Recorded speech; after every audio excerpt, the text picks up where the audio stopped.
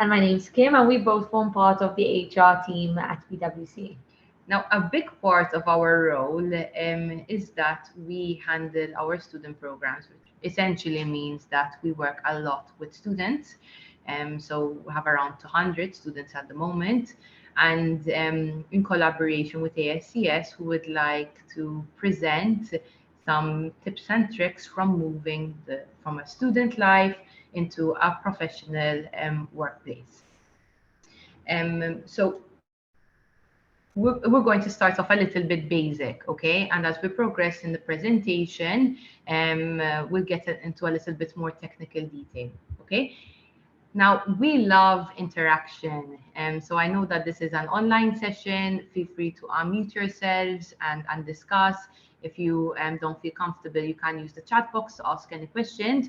We'll also be allocating some time at the end of this call to go through these questions. But if it makes more sense to kind of discuss it at that point in time, feel free to interrupt us, okay? We love interruptions. We don't want to just be speaking to a screen all day. And I literally see Kim's face every day. We talk to each other all the time, so we'd love to interact with new people. So the first slide is on the first day of work. Okay, so I'm sure some of you have worked at some point in your life, but I think once you graduate and you get like your first full-time job, I think it will be a little bit of a different experience. So we're going to go into a little bit of like what you should expect, kind of the things that you should ask and what to look out for eventually. So on your first day of work, okay, so this is once you have done the interview, you've got accepted for the job, and now today is your first day. So what do you do? So the first thing, what are you going to take with you on your first day? Normally, someone from HR or someone who you're in contact with would send you an email. So they will tell you exactly, what it is that you need to expect for your first day. But if not, take it as a rule of thumb. You always need to take a notebook to write notes and a pen, obviously. Take lunch. It might be a long day that you're kind of not used to. Maybe you're working from 9 till 5, and obviously at some point you want to stop and eat. And it would be best to have lunch with you, obviously. Water goes without saying, and a laptop. So sometimes the company would provide you with a laptop, but this is something that you should ask because there are some companies, normally especially startups, that would require you to take your own laptop with you on the first day of work. So this is something that you can ask, if and you can also ask the company, what it is that you need to bring. For example, now with COVID at PwC, we're telling new joiners, to bring cutlery with them, a glass, a mug, and stuff like that, because obviously of COVID, we can't have a selection for everyone kind of thing. So everyone takes their own to work and washes them on a daily basis. So that is kind of what do you take with you? It's that. Oh, and important, because obviously you're going to be trained, take a notebook and a pen, or if you're someone who prefers to write on your iPad or whatever it is, be that person that's ready to take notes, okay? Because a lot of information is given, especially in your first week of employment. No, for sure. Okay, and dress code. So obviously it depends on the company you're working for. Okay, so for example, a gaming company would typically have a more casual dress code. So even in the interview, you'd probably be able to gauge that. What the people are wearing in the interview. Kind of you can stick to the same dress code, but it's also very important to ask this. So ask them, what is required. So what is the dress code like? Really and truly in today's day and age, things are becoming a little bit more casual. So, for example, I mean, at PwC, like, jeans are allowed. Some people even go with um, polo shirts in summer. Okay, so things are becoming a little bit more casual. But this being said, it's important to always, like, as a rule of thumb, we say like it's better to be overdressed than underdressed. You don't want to be that person who goes into work on their first day, like in trainers, leggings or something like that, and you look ridiculous. You don't really, like, you don't want to stand out for the wrong reasons, kind of thing. So obviously, first impressions count. I mean, we've had occasions where people wouldn't dress, We had some, especially the younger generations. We had someone specifically who came on her first day in a crop top, in a bright red crop top. I mean, guys, it's you're being introduced to a lot of new people on your first day. It could be people from your team, obviously, and it could be people external of your team, maybe people you won't even see on a day-to-day. So what do you want their impression of you to be? Okay, Oscar said that. So crop tops, gaming, non-gaming, startups, non-startups, avoid, okay? Definitely. Okay, so the next thing we want to go into is what are you going to expect on your first day? Okay, so normally on your first day you're going to be chucked with a lot of information. Okay, so be ready, be prepared. We have a good night's sleep before so that you'd be kind of fully focused. So on your first day, you normally have a show around of the offices, especially if they are larger offices, and you've never been there before. They would provide you with a show around that they tell you exactly where everything is, where you will be sitting, and that kind of thing. You'll also have induction, which is very normal. So induction it would normally be held by someone in HR, and they would kind of take you through all the rules of the company, what to expect, what to do, what not to do, and that kind of thing. They'll also give you a lot of information on the company and the team that you're going to be working in, who your point of contact would be, and that kind of thing as well. And always on your first day you're going to be introduced to a lot of people. Okay, so you're always going to be the new person on that day. So you, no matter who you speak to, you're always going to be introduced to someone new. And it's not possible to remember everyone's name. I remember my first day of work, I was on the show around, we have around 3 levels at PwC. So on every floor, I was being introduced to more people, partners and everything. And I'm like, going, there's no way I'm going to remember these people's names, their faces, and anything like that. But obviously, try your best to do so. A little tip that Vicky had given me was that on your first, like in your first few months, to try and remember someone's name. When you see someone walking towards you and you remember their name, kind of call them by their name. So they'll be like, "Hi, Vicky, how are you?" You know what I mean? So when you say their name, it kind of It sticks more. it sticks a little bit more. And usually there are HR systems. So you'll be able to, if you have a meeting with someone and you're unsure of what they look like, and maybe there's more than one person in the room, just search their name on the HR system. So just look up Kim Galia Patch, see what she looks like, and say, okay, that is Kim. That will help you as well. Again, these are for maybe the bigger companies. If you're only a handful of people, you won't have that issue. Exactly. Issa, you might also get training. Okay, this is something that's very common. You might have online videos to watch for training. You might actually have physical training sessions. So in these training sessions, a lot of information will be thrown at you. Okay, so honestly, it is extremely important that you have a notebook and your pen or however you write notes and you take down these notes. Number one, it shows that you're very keen, about what they're telling you. It shows that you're diligent, you're organized, kind of thing. And it shows that you're very interested. So if I'm telling you something and you're not writing notes, there's no way you're going to remember it from your first day. You're going to have so much information to remember that you kind of won't retain that information. So, it's very important to take these notes so that when you start working, you can refer back to these as well. So you won't be asking people to repeat themselves once again, obviously. And obviously, it shows that you have a very good attitude, and that is kind of what we want to see. That's the only thing that we expect of you to want to learn. And now the question is, what do I ask on my first day? Okay, so as a student, so once you're a student and you're going to your first full-time job, there's going to be a lot to take in. And a lot of students tend to be shy, so they won't ask questions and they kind of just wing it. Don't be shy to ask questions, okay? At any point, asking questions, make sure that you kind of show how interested you are in everything, and it shows that you're willing to learn as well. So never be shy to ask questions, and there are no right questions or wrong questions. It's better to ask and to be sure rather than assume, you know what I mean? Something I will add to this is it was a habit I had when I initially joined the firm a couple of years ago, and it was a habit Kim had as well. Be a bit mindful. So if you have to be efficient, you're going to, if you're exactly next to your manager, for example, you pop your head up and say, and be a bit mindful of stopping that person every 5 minutes with a question. And if it's not an urgent question, it's a curiosity thing, and so on, I do suggest actually writing down a list of your questions and then maybe blocking out 15 minutes of your body's time or your manager's time, whoever it may be, to go through all of them at once. Again, make that assessment yourself. If it is something that is urgent or you're stuck on a task and you can't continue because you need assistance, that is one scenario. But it's another scenario if you have a lot of random questions, just list them down and then go through them with your manager. I know it's up from an efficiency standpoint. I mean, it's a habit a lot of new joiners have, but just be aware of it, okay? Yes, sir. There are some questions, that you would need to ask. So what we suggest, there are questions such as you can ask what the working hours are. You might want to ask what time you can go on your break and how long your break will be. I don't know, where do you leave your car?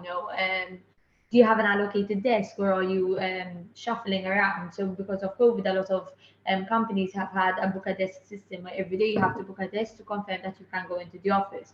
So you can ask these questions, and ask where important people sit. So for example, my manager, where does my manager sit? Where does my body sit? So like this, you'll have a little bit of a better understanding where everyone is, how everything works. Issa, who is my point of contact? Normally, in the majority of companies have a buddy system. So for every new employee, there would be a buddy. This buddy is the person who would show you exactly what it is that you need to do, and who would help you really and truly out through everything. So you need to know who this point of contact is. So make sure that you are aware of that. Ask someone to introduce you to your body, and ask who you should speak to. So even if, for example, you're feeling unwell one day and you can't go into the office, who should I speak to? So you should be asking these kind of questions, okay? And last but not least, keep in mind that your first impressions are important. So always be presentable, and make sure that you are going to be kind of the younger people in the firm in the beginning, okay? So you don't want to look like kind of an immature student, who doesn't really know what they're doing. Kind of be well dressed, and look like you're someone who's very professional, okay? Issa, on the next slide, Vic is going to take you through some of the soft skills that we need in the workplace. So starting off with how to respond to emails, I think it's something that employers tend to take for granted. If you are a student and it's your first part-time job, maybe in a professional environment where you need to utilize a laptop and have, your own Gmail account, it's very different. Like I remember when I used to work part-time in my studies, I used to work at accessories at some point. Obviously, I didn't need to really send emails and things like that. But when you're moving to a professional workplace, responding to emails is very much the norm. Some things to keep in mind is answering in a timely manner. If you don't know how to answer that email, ask for assistance. Don't just assume that someone else who's CC'd is going to be responding to that email. If you are able to answer that question, go for it. Okay. And keep in mind that usually when you start off, you'll be one of the most junior members in the team. Try your best to be as helpful as possible, and sometimes just answering emails like maybe queries that you are comfortable to answer, go for it. You can even take things to the next level. So if you are someone who maybe if you're not sure how to respond to this email, you can actually create a draft of that email and bounce it off your manager. Forward the draft to manager. Listen, I drafted this as a response. Is it okay? So try to be proactive. Don't just not answer that email. Something which I feel is like a general mistake, especially with a new joiner, is because you're new and you're CC'd and other members are CC'd, you'll just file it and say, I'm sure someone will answer. Don't have that mindset.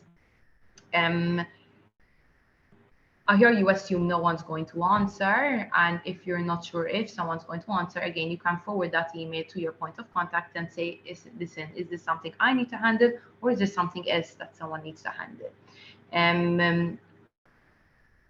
Keep in mind that sending an email external or sending an email internal, they're two very different things. When you're sending an email externally, remember, keep in mind that you are representing that company.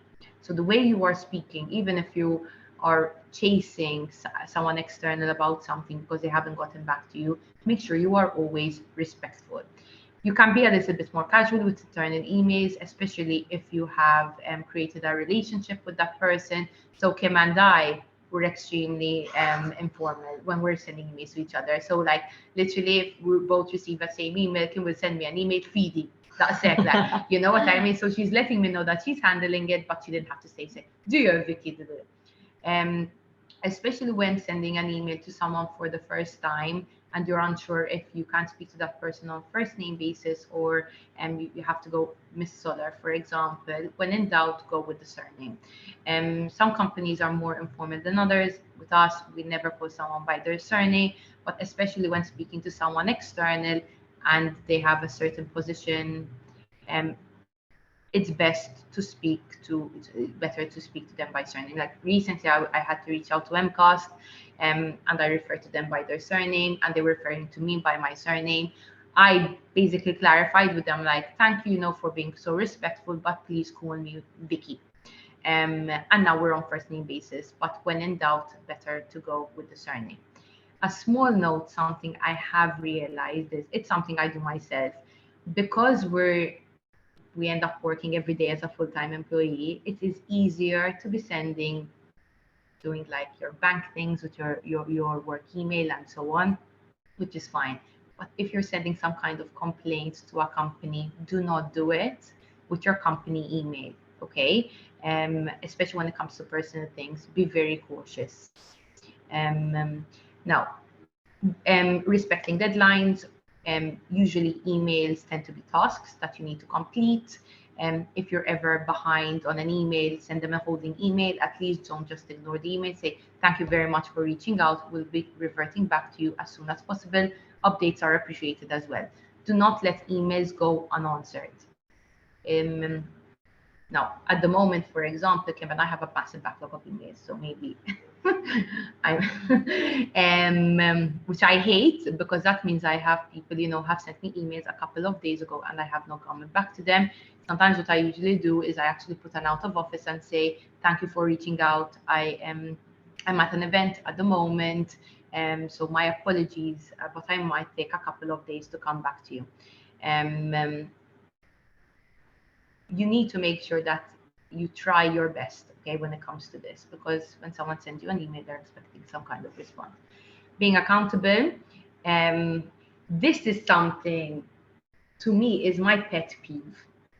But when I tell you I cannot, it really bothers me. So if someone, Kim comes to me and tells me, Vic, I need a quote from a company. My job is sending this email to the company, right? But my job doesn't stop there. Just sending the email is not enough. You need to be responsible that Kim is expecting a reply and an update.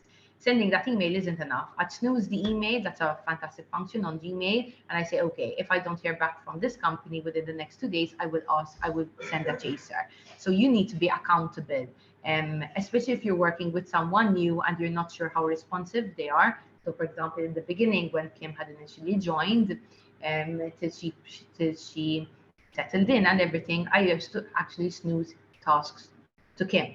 Not anymore. Kim has settled in, and she's been with us for months now, and I know that she's going to answer me. But if I'm working with someone that I don't know their work ethic, I will always snooze their email if I'm expecting some kind of response from them. So be accountable. Just because you're sending an email doesn't mean that your job is done. You need to make sure that you get a reply back. And it's also a great way to keep your manager up to date. So you can say, listen, I know you asked me to send this quote, to get this quote. I've sent 3 emails, I've called a couple of times and I haven't gotten a response. What do I do now? Your manager would be like, okay, Kim is accountable with her work because she's checking in with me. Now, being dependable, something you need to actively work on when moving to full-time employment is to make sure that others can depend on you. So again, this comes up with following up, giving updates to your manager, and so on.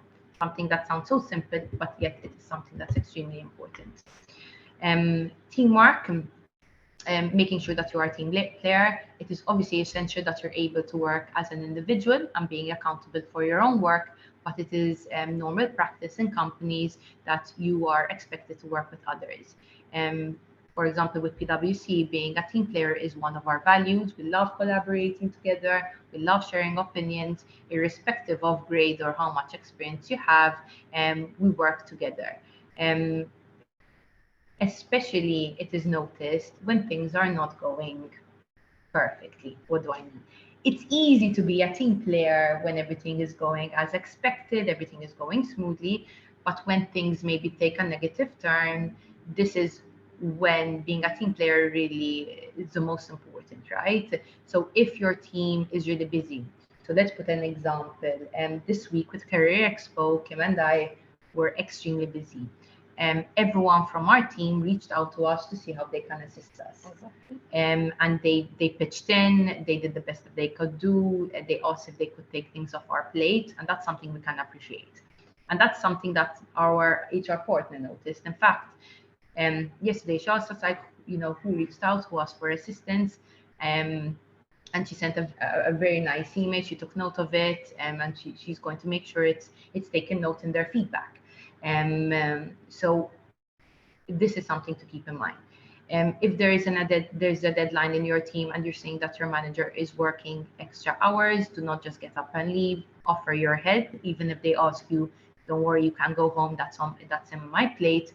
And make sure that you are offering. Even just that is appreciated. It shows that you are essentially a team player. As well with this, so even like for example on a daily basis, if you kind of completed what you needed to do and you're about to leave, it comes across very well if you ask the people that you're working with, listen, I'm going to make a move, do you need anything from my end? Yes. Just a little bit of something like that can show that kind of you're there to help, and that's the whole point of teamwork, and that's how we work with them through that PwC. Literally every day we ask each other, like, is it okay? Literally. Like, in the sense that we just make sure that that the person's okay and Exactly. everything is settled. A small example, I'm going to be taking a day of leave on Monday, and I kind of told the team, like, hey guys, going to be on leave on Monday. Do you need anything from my end today that is urgent? So again, communication is a big part of this. And again, communicate in a professional manner. You don't take it for granted that wait, sorry, I skipped one. People have different characters. We need to learn how to work with different people. Don't take it for granted that all people communicate in the same way. Be cautious. You never want to be that person that oversteps. What do I mean by this? Until you create that relationship with the person and until you understand the way they like to work, and better be a little bit more cautious with how you present yourself and how you handle that meeting. So, for example, a big part of our job is working with different partners. So at PwC, we have, I think, around 21, 22 partners, and they're all very different. And in fact, it takes a little bit of time to really understand of how they like to work it, how they like to work. To give you a very simple example, Simon Flynn, he heads the assurance department, is a very visual person. So he would like us, when we go in a meeting, he wants to understand the full picture. He likes to get his hands dirty. He just wants to understand, doesn't want us to go with just this issue. Where is this issue arising, and what is the full picture? Then there are other partners, like Romina, who doesn't want the detail. She just wants us to get straight to the point. And these are things that you will learn over time. So again, it's better you are cautious, and over time, they will guide you how they like this information being presented to them. If you are having a meeting with someone for the first time, you can also opt ask your manager or your buddy the best way to communicate with this person. And that's something we definitely did in the beginning of our journey at PwC. And we always ask, so, okay, I'm having my meeting for the first time with Kim. How is Kim from in terms of personality? Have some people that are more outgoing than others. And so that is definitely something you can ask beforehand. And communicate in a professional manner, and don't just assume everyone is friends with you. I think that's something maybe we both struggled with a little bit because we're extremely friendly and outgoing, and while others are, like, for example, when I'm speaking to someone, I have a habit of touching their arms. I do not understand why I do it, but I do it. And I really do it. I mean, sometimes I'm speaking to Kim and I just like punch them. I mean, some people like their personal space. So I can't just assume that it is okay that when I'm speaking to someone, I am touching their arm. They might get the wrong impression, right? I know this is a silly, funny example, but I just wanted to give you a very obvious example. And but guys, you have common sense, okay? Sharing credit. This is another pet peeve of mine personally, and it's a pet peeve for a lot of especially managers and senior managers at our firm, and as well at other companies, obviously external to PwC. Saying I instead of we can rub the people the wrong way. When you are doing a piece of work, you are representing your company, you are representing your team. So just saying like I did this, I organized this. No, it's we. We. Even when we send out an email to external people, we would love to hear from you, even if it's maybe Kim, you know, who's reaching out to that person and Kim is waiting for a reply. Again, guys, this is take it depending on what you are sending, but sharing your credit. So even if, for example, you're giving an update to your manager, even if Kim is working on a project on her own and maybe I had minimal input in this project, she says, we have an update on this project, we have managed to achieve this, and we do it for each other. We rarely say I. Sorry, we say I when we make a mistake. We say I made this mistake. You know, so we definitely take the credits when we make a mistake, but we love to share the credits when things are extremely positive. Do not worry.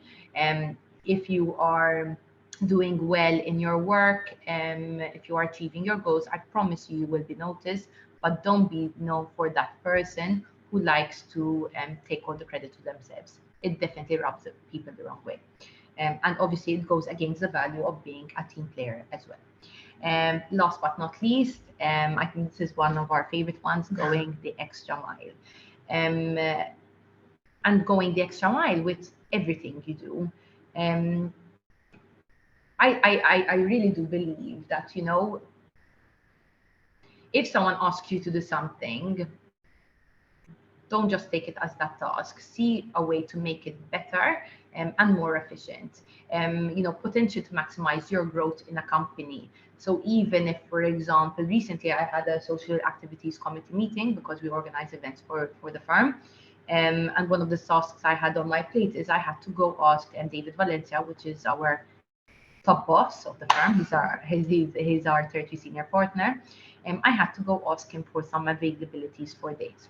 Instead of sending him an email, I took a chance to go catch up with him. So I went upstairs, I spoke to him face to face, I asked him how he is, and you know, I asked him for his availabilities there and then. Okay, permitting he was available at that time. If it was not, I would have sent him an email. But that was me going the extra mile, maybe with a simple task. Again, giving you simple examples for this. Kim will be giving you more information on how one can go the extra mile in our next slide. Guys, you have any questions? Okay. Okay, so how do you go the extra mile? So you want to stand out beyond the technical skills that you have. So what are your technical skills? So for example, you're studying to become an accountant. Obviously, you're going to know how to do the day-to-day accounts, but you want to stand out beyond this. So you want to be known, not just, okay, he knows how to do his job. You have to have those extra skills, you know, that which will really help you stand out.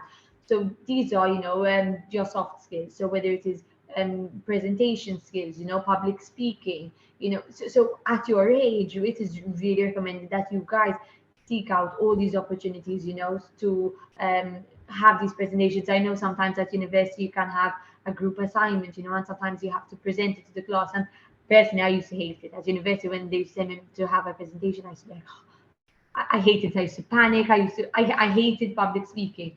But really and truly, it's such a good opportunity, you know, to practice. I mean, if you mess up, you're in class and no one really cares, you know. Whereas it's a really good opportunity for you to start learning how to tackle, you know, public speaking, how to give a presentation, and that kind of thing. So once you move into work, you will already have those skills, you know. So you will stand out even more than just having your technical skills.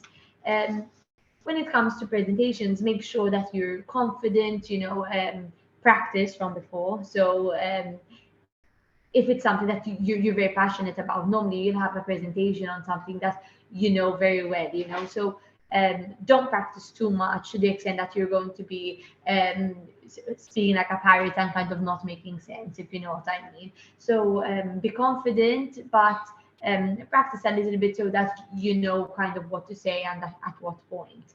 And that, sorry to interrupt, a small tip on this is personally, public speaking is not my forte. It's something I've always been extremely uncomfortable with.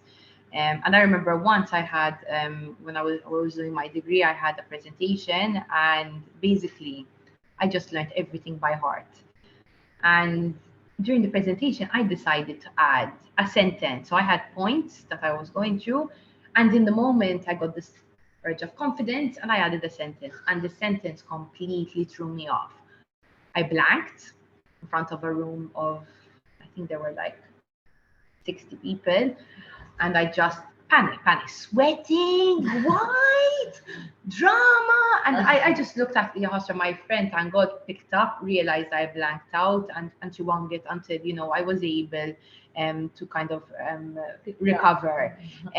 So practicing is important, but suggest like learn a couple of points and you elaborate there and then, okay, rather than learning by heart. And as Kim is saying, that you end up coming across as robotic and unnatural. Like, for example, for today's presentation, obviously we prepared and we have points to mention, but as we're speaking, we're elaborating on the points ourselves.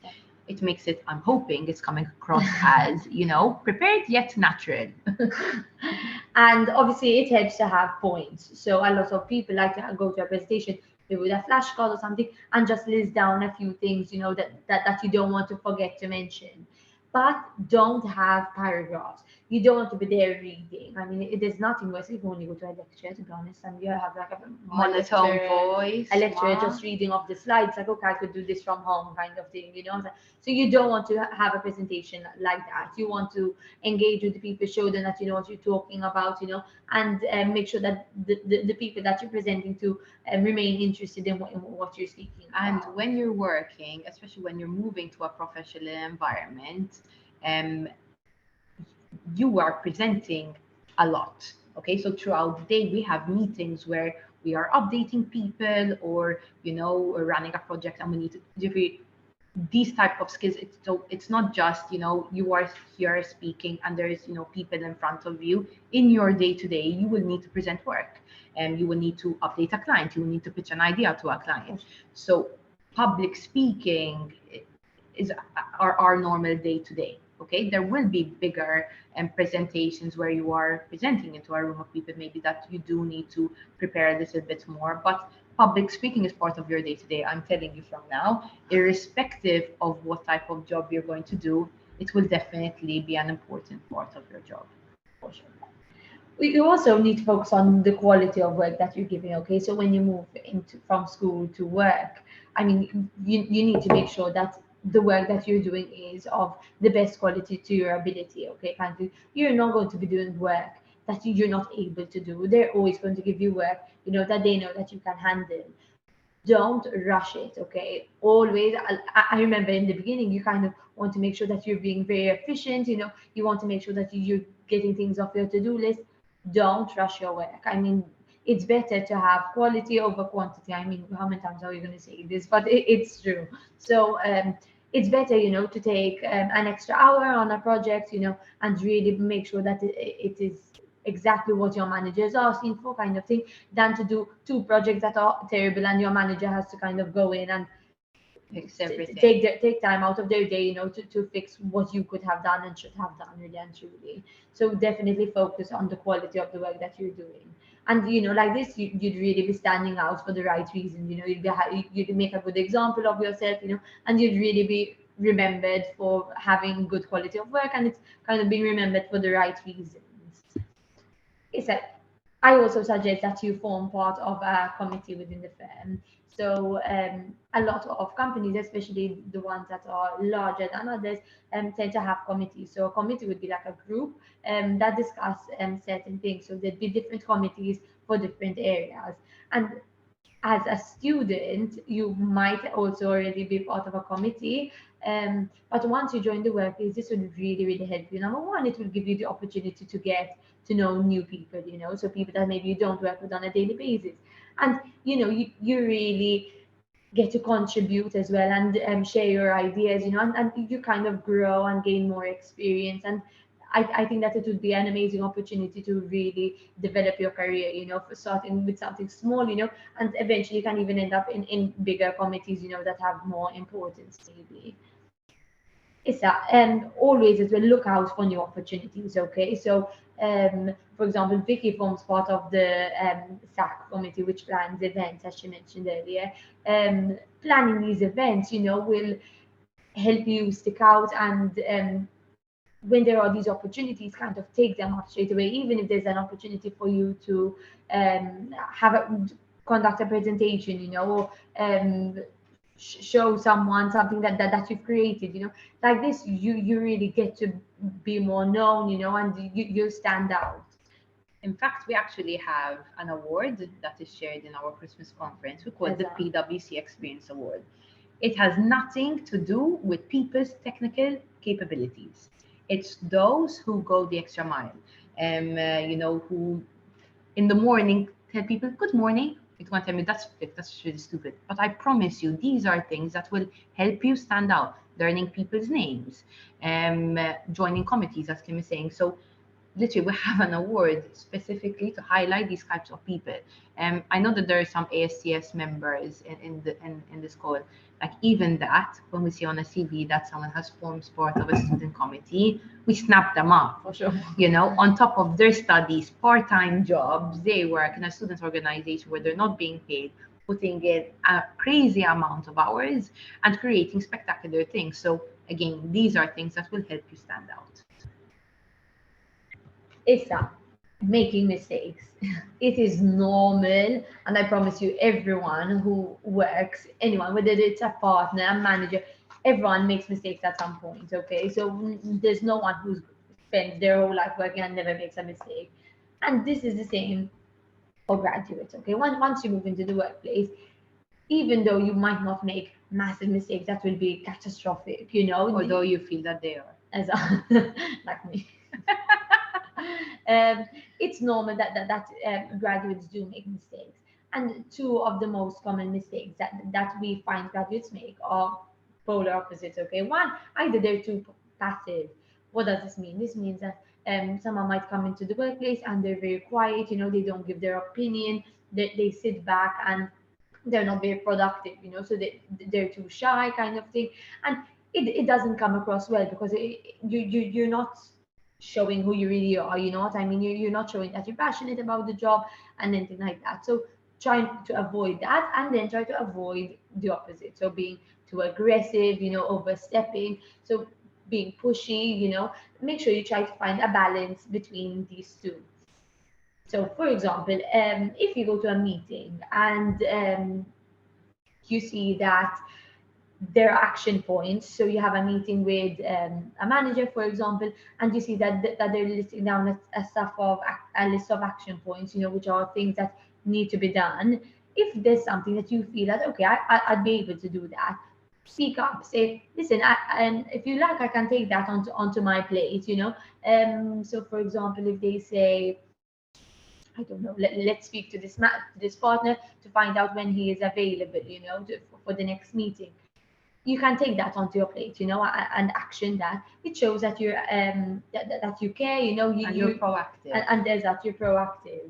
Um, a little tip that I do give is, so when you start working, sometimes like a project might have been in the making, kind of thing, before you started.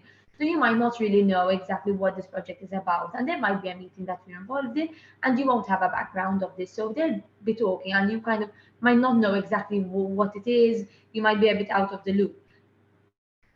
Be sure to ask. So honestly, literally before, when I had started with PwC, every meeting, I'm like, okay, so what is this about? You want to know, be prepared for the meeting. So ask questions. So what do I need to bring? What should I look up? Maybe do some research from beforehand.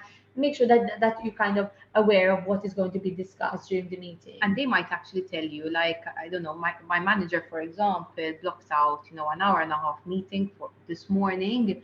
And the, the invite name to me didn't really ring a bell what this about. So I sent her a quick email. I told her, Sarah, like, do I need to prepare anything for this meeting? Do I need to do any research? And she told me, like, I just need you to show up. I'm going to give you a background in the meeting. So even 4 years down the line, that is still something that I practice. Obviously, it does get easier once you settle in. So Kim, in the beginning, maybe had more questions on meetings. Well, now some meetings are repetitive once a month, so you know what's coming. But whenever in doubt, as Kim is saying, always ask. It's better that the last thing you want to do is be in a meeting and you're caught off guard. Maybe someone is expecting you to bring something and like, I had no idea, and you didn't ask. And even, for example, what we like to do is on Fridays, we check our calendar for the following week. We check all of our meetings to see what's happening. We need to see if we need to add or move anything around. And we make sure that if, for example, there's a meeting next week, and we're like, actually, you know what, we should block out a bit of time to prepare for this meeting, we make sure that that is done as well. So that's a little bit of a tip to help you remain organized as well. Even if we love using our calendar as well, not just for meetings, actually block out time to work on certain tasks. So that will help you even as you progress and you do get busier and people take advantage of your calendar and even 15 minutes free, they try to take it for you. And blocking out time to work on certain tasks will help you as well, making sure that you're sticking to your deadlines. It's also when you are in a meeting, don't be scared to voice your opinion. Okay, I know that sometimes you feel a little bit intimidated. Maybe you might be the youngest one in the room with the least experience, but your opinion still matters. Okay, so for example, when I had started, there was Freshers Week taking place, and we were in a meeting brainstorming ideas of what to do for Freshers Week. And I was the youngest one in the room, but they valued my opinion because I was at a closer age to the students, kind of thing. So voicing your opinion, never be scared to do it, kind of thing, because you might be the one, you might have an idea that no one else thought about. So always voice your opinion. This being said, if you ever do voice your opinion, and you think that something should happen, and a manager, someone above you and someone pushes back and tells you no, maybe not this time, don't ever overstep. Just say okay, no problem, and leave it like that. Don't push and push and push for it to happen. Okay, so that's what I mean by kind of being in the middle of being too passive or too aggressive. You need to, I think, first of all, respect that person's position, and also respect that that person has experience and they're saying no for a reason. They might not have the time to give you a background as to why they're saying no, or they'll feel comfortable to ask and be like, okay, understood, but maybe could you give me your give me a background as to why you do not think that this is an idea, because I would like to learn, I would like to use this as a learning opportunity. So that again is just something as well to keep in mind. Definitely.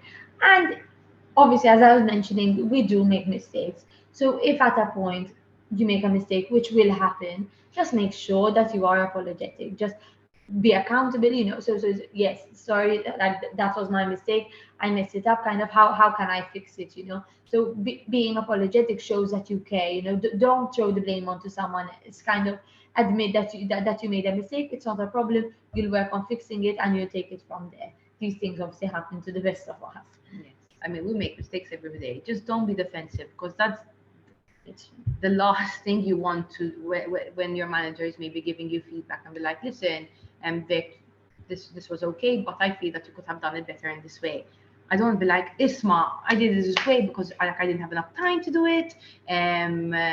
You didn't give me enough background. Like, don't be defensive, Exactly. Just say, Just like, take on the you're right, feedback. just take on the feedback. You do not want to be known, and we literally have people at the firm that are known for not being able to handle feedback, and it's an issue.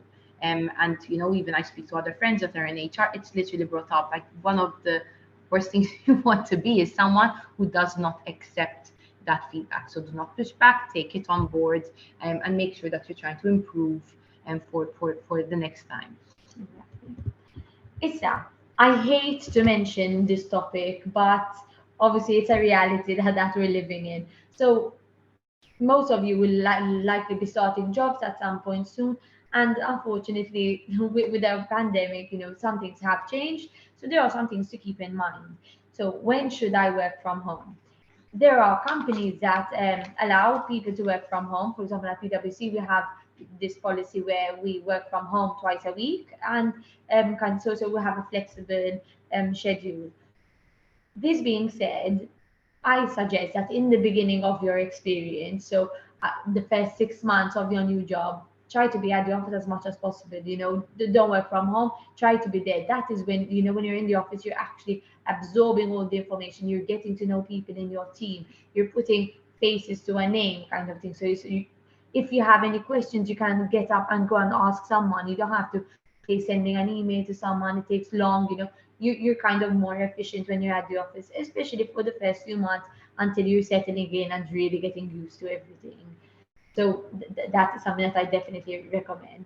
Obviously, this being said, if ever you're unwell or someone in your house is unwell, obviously you wouldn't be able to go to the office and just tell them, listen, it's safer if I don't come into the office. Can I work from home, kind of thing.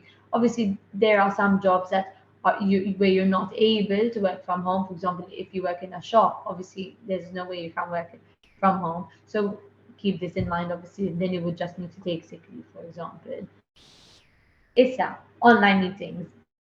I'm sure that for the rest of time, the majority of meetings will be held online. I mean, it's just a more efficient way of having meetings, rather than gathering everyone in a room, kind of thing. So I do think it is something that will stay for quite some time.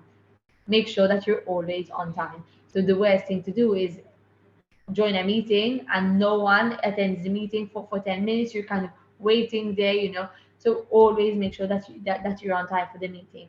You can also set reminders. So like if you have a calendar and you have the meeting scheduled in your calendar, you can put a reminder. So like 10 minutes before the meeting, it reminds you that you have this meeting coming up, and like that you're never going to be late. So even if you're in another meeting, you'll know to start kind of closing off so that you can go on into the next If you are running late, it is important to notify the person. Do not just leave that person waiting. This morning, personally, I was running late. I was running a little bit late this morning, and I messaged my manager. I told her it's now going to be 5 minutes late, and I gave her a heads up. Just appreciate other people's time. Irrespective, you could be even partners. I mean, they send us a message, running late. We'll be there in 5 minutes, closing off a client meeting. Or you're unable to attend that meeting. So, for example, if you are taking a day of sick leave, make sure you're canceling your meetings or asking someone to notify, asking your team to help. So, I mean, you need to appreciate other people's time, again, irrespective of how much experience and what grade you are at. And always make sure to follow the rules, okay? So, I mean, as annoying as it is, maybe there might be a rule that you have to wear your mask at all times, for example, when you're in the office.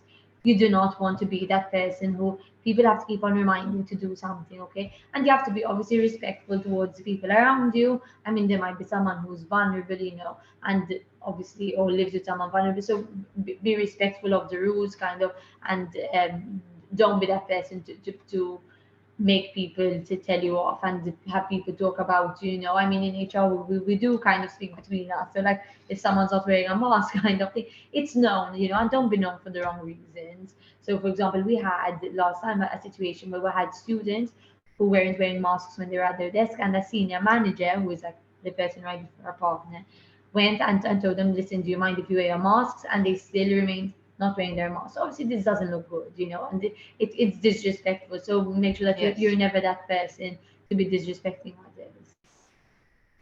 So now in the next slide, we're going to speak to you a little bit about a LinkedIn profile. So something that we have noticed is a lot of students do not have a LinkedIn profile, or if they do have a LinkedIn profile, it is not up to date. Nowadays, we really use LinkedIn as an employer. And first of all, we actually utilize LinkedIn as a way to reach out to potential candidates. So if you are not on LinkedIn, you are putting yourself at a disadvantage that your profile does not come up. So if we're looking for enough banking industry person or whatever, and that's something that you are at least interested in. If you do not have that experience, you will not show up and we will not be able to reach out to you. How to create a professional LinkedIn. First of all, a professional photo. I'm seeing David Malia in front of me. That is the perfect example of a professional photo. This goes without saying. I know, I'm not sure if you had joined the CV workshop. I'm sure that this was mentioned in that workshop. I don't want to see cocktails and margaritas in your photos. I also think it's important that there is some kind of photo rather than a blank, because it makes the profile incomplete. You also have the option of doing a cover photo on LinkedIn, completely optional. I don't think it makes a difference if you have it or you do not. In fact, okay, David's showing the photo. Melo. In fact, oh, I totally lost track of what I was saying. Like, in fact, for example, in my cover photo, I put the background of PwC. So we have like some colors, and I thought it would look nice since I'm currently an employee at PwC. It makes it a little bit more seamless. A summary. The summary is important. It's one of the most important parts. This is the place where you will highlight all that you have to offer. You should write this in first person and emphasize your strengths, experience, and top qualities. If you are a student that you do not have maybe a lot of experience, it's totally fine. I would still highlight, your if you have, like with your SOC project, I'm sure you've had voluntary work, and these are still important things to highlight. And also to add to that, if you are a student and you're looking for a job, maybe in your summary you can put in, for example, I'm an ambitious student looking for a job in accounting, or looking for an opportunity in the accounting field. Just to put it in to kind of, so that someone really knows who you are and what you're looking for. When you have a LinkedIn that is complete, for example, having your photo, updating your summary, LinkedIn reports that users with a photo in their profile are 21 more times more viewed than someone without a photo. So these are just little examples of how important it is to update your LinkedIn profile. Keep it short but sweet. We hate massive paragraphs. Like, for example, in HR, we look at so many different CVs. In fact, I had like a disagreement with someone in KSU yesterday, because this person has a very long CV. I think like 4 or 5 pages. I'm like, a CV needs to be short and sweet, fit it in a page. Same with LinkedIn. We do not want massive paragraphs. We just need to understand what you're looking for, what experience you have, what education and background you have. That is it. So keep it short and sweet. Make sure you're just highlighting the most important information. There's also, like Kim mentioned, a section in LinkedIn where you can put in what opportunities you are looking for now, and what your professional aspirations are down the road. Again, these are very important things to mention. So if you are studying, you're doing a degree in marketing, but you're actually looking for a job in HR, that is something to mention. So maybe your profile is not as straightforward as compared to others. Industry experience, expertise, and education. This is extremely important. Obviously, we need to understand. So if you are looking to become an actuary, what education background do you have? Because you can't just go and start your actuarial studies, like this. So if you're looking for an actuary, you need to be mentioning these things. If you are working in accounts, what clients have you been exposed to? Have you been exposed to hospitality? Have you been exposed to insurance clients? These are things to mention, because as an employer, these are things we look out for. Skills for endorsements. Even if you're working, like I said, when I was still a student, I used to work at Accessorize. You can still ask, your manager that handles shop floor, tell her, listen, could you kindly endorse some of my skill sets? And maybe one of my skills that I utilize, as a sales assistant is, building relationships with customers, for example. And that is something that you would be able to endorse. We suggest selecting at least 5, but not more. So if you have like 50 skill sets, you'll end up losing the most important ones in the mix. Some that maybe we think are important are communication skills, teamwork. I know that these might seem like basic ones, but for example, teamwork is something that we look out for. And if as a student you are already exposed to these opportunities and it's something that you are being endorsed as being a team player, that is something that will seem attractive to us. Something that is important as well is having a strong headline. Employers, when they look up, so when we're going on LinkedIn Recruiter, we're literally, hundreds of profiles do come up for us. Having a strong headline will make our eyes go to you, like, okay, what Zain Camilleri, he's at ASCS, he's currently a student at university, and having that strong headline, like, okay, Zain is exactly what we are looking for. So having a strong headline is helpful for us. Something that I do want to mention is it's 2 points, actually, 2 random things. When we are looking to recruit someone, we do check your social media platforms. We check your LinkedIn, we check your Facebook, we check your Instagram. I think that from a Facebook and an Instagram perspective, they are not professional platforms. You should be able to post, your bikini photos at the beach and your trips and kissing your dog and all of that stuff. So feel free to still post them, but make your profile private if you are uncomfortable with an employer looking at these things. And when it comes to LinkedIn, obviously, you need to keep in mind that is your professional platform. So it does need to be, don't put a bikini picture as your LinkedIn profile. You're just attracting the wrong people. We have literally regretted CVs based on these things. Last but not least, your Gmail accounts. Hotmail and these kind of things are unprofessional. If you do not have a Gmail account, use that. I know that you also have university emails. I do suggest moving away from that. And when you're looking for employment, to have your own Gmail account. That's what looks the most professional. Okay, what is expected from you? And so during Career Expo, we had a million interviews, and we had this was a fantastic way of connecting with students coming from different educational backgrounds and obviously different interests and aspirations. And a lot of them asked us, what is expected of me when I ask them, what questions do you have? Employers, especially when you are still a student or you are a recent graduate, there are zero expectations. It's very different in, when we hire a compliance manager, someone who has experience, knows the industry, has worked in a team before. As a student, we are just looking for someone who has a good attitude. That is extremely important to us. Someone who is ready to work, someone who's positive. We really do not like people who are negative. Do not be that person.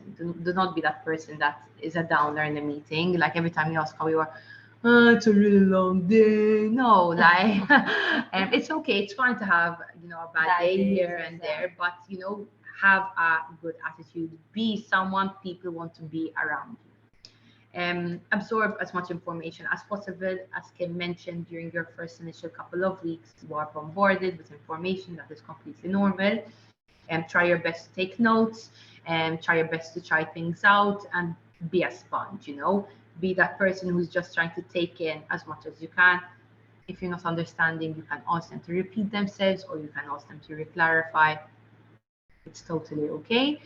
But just do your best, to take in as much as you can. Ask questions. As Kim mentioned, it makes you seem that you are interested in what that person is saying. It makes you seem prepared and attentive. So definitely get that confidence to ask questions. Make an effort to get to know your team and your clients. When I had initially joined student programs, it was extremely overwhelming because when I joined the area, there were already, like 100 students. So I had created a cheat sheet. So I would speak to Kim, and in a call with Kim, she'd mentioned that she has a dog. So I actually made a note, okay, Kim has a Labrador. And the next time I would speak to her, I would bring it up. And I'd say, so how's your Labrador, Millie? for example. Um, I don't need to do that as much anymore because obviously we recruit the majority of our students ourselves, and I have had a fantastic opportunity to meet them face to face. So I don't need to do that anymore. But in the beginning, that was a little bit of my cheat sheet, and getting to know your team even on a personal level, asking how they are, and asking them how they spend their weekends, and finding things that you have in common so you can not connect with each other, even if that's something that is, sorry. Even if it is something as simple as you both love Zara and you both love shopping at Zara, bring that up. It doesn't all have to be about work. A la Horace, we spend, the majority of our week together, and it's important that you make an effort to, get to know each other and create that kind of relationship, rather than just speak about work. Again, a bit of a recap: prepare for your meetings. Do not be that person that is blindsided and doesn't know what's going on. So especially in the beginning, make sure that you're asking around. So what's this meeting about? What is expected of me? And this is something that I don't think people prepare for. So when you go into a meeting, you prepare for, your information, everything that you've gathered, an update on the project, whatever it may be. Anticipate questions that are going to be asked to you. And this is something we really think about, especially with high-level meetings. And so if we have a board meeting with partners, we say, okay, what are the questions the partners might ask? What are things they might need to clarify? And we actually prepare questions they think that they're going to ask. As much as possible, obviously try to include that information in your update or whatever that you're doing at the time. If ever you ask a question and you're unsure, do not panic. It's better you tell them, listen, let me look into it and I'm going to get back to you, rather than giving them misinformation. But as much as possible, try to anticipate what questions they will ask you. From our end, this is what we have prepared for you. I think these are the main topics that we want to discuss with you. I know that wait, my guys, did anyone say anything? Because I just realized that my sound has been on mute this entire time. I don't know if someone actually unmuted themselves and said something and I've been either talking over them or didn't hear them. I'm going to take that as a no. Do you have any questions now, guys? Yes. Do you have any questions you would like to discuss with us? Hi. Hey. Do you have any advice for when, for example, I'm a new recruit, but I have maybe a problem with another employee, maybe, or like two employees are quarreling? Okay, so internal conflict you're speaking about. Yes. That is, I think, one of the most challenging things you can come across in a work environment. You're going to be dealing with different characters. It is impossible to get along with everyone. When you're in a professional environment, something you will never really see is literally people shouting at each other and actually physically calling. It's more like the backhanded comments or maybe the bitching between each other. Try to keep yourself out of that situation. If you are not the person who's quarreling, do not get involved ever. Let them hash it out. If ever you are one of the people that is in this conflict, get advice from your manager always and say, listen, I'm in this situation. I rubbed Kim the wrong way, and she's upset with me and she did pass this comment. How do you feel I should handle it? In the beginning, you're going to need to get advice on this. As you progress and you gain experience, you'll be able to realize how you have handled it. But can I tell you, you can never hold a grudge in a professional environment. Even if you do not like a person, you need to find a way to work. At least be civil. You do not have to be best friends. You do not have to spend your weekends together, but you need to be professional enough to not let it get in the way. I mean, at PwC, I'm very grateful, that everyone's really nice and so on, but I would be lying. In reality, Vicky and I hate each other. Can you imagine? But I would be lying if I told you I haven't bumped heads with other employees at the firm, but you figure it out. just one thing, always make sure that you think before you speak, because sometimes, maybe you're in the heat of the moment, you're in a meeting and you're really angry and you're going to say something, but you'd regret it. So kind of take a step back. I mean, walk out, go and take a breather, and think before you speak, because you will regret it, because at the end of the day, you're working with that person on a daily basis. So it's not worth. But obviously, if anyone's ever being rude to you or bullying in any way, always speak to HR, okay? And bullying and these types of comments are never tolerated in a firm. Allah Horace, Allah Horace have to deal with those stuff. Zain, did that answer your question? Yes, very much, Ansi. Thank you. Okay. Any other questions, guys?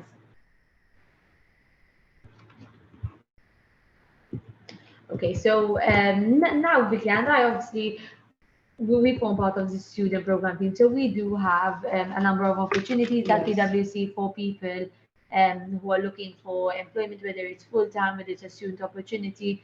So, or even if you want to have, a one-on-one chat, because maybe you don't feel comfortable asking these questions in front of everyone, so on, we're going to share a link with you, which basically it's just a form. You can give us your details and we will reach out to you accordingly. But yes, we have plenty of opportunities to go around as well. If you're ever interested, to look for starting working in a professional environment. If you're a lawyer, if you're studying commerce related subjects, if you're studying, STEM, so tech, stats, and so on, or accounting, and we definitely have a lot of opportunities to go around. So feel free to reach out to us so we can discuss. I sent it on the chat. Did you guys receive it? Yes, it's there. All right, okay. All right, does anyone else have anything to add? We'll be sending this presentation, okay? We'll be sharing it with the ASCS following this meeting, and they'll be sharing it with you as well, just in case you'd like to go through the slides. Okay, thank you all very much for your time, and we hope you have a fantastic weekend. Thank you very much for joining us for this workshop. In addition to what you were saying about opportunities that PwC have, for those of you in this workshop, we do have a form out at the moment as part of our Jumpstart Your Career event, where you can sign up to do an interview with PwC between the 17th and the 24th of March, where you can interview for these kind of opportunities. So the form is in the Facebook event for any of those of you who are interested. We also have another workshop on the 11th of March with regards to help to prepare for an interview. So feel free to join up for that workshop as well. Other than that, thank you very much to Vicky and Kim for doing this workshop for us. It was very interesting. And I hope everyone has a good day. Thank you all. Thank you. Thank you.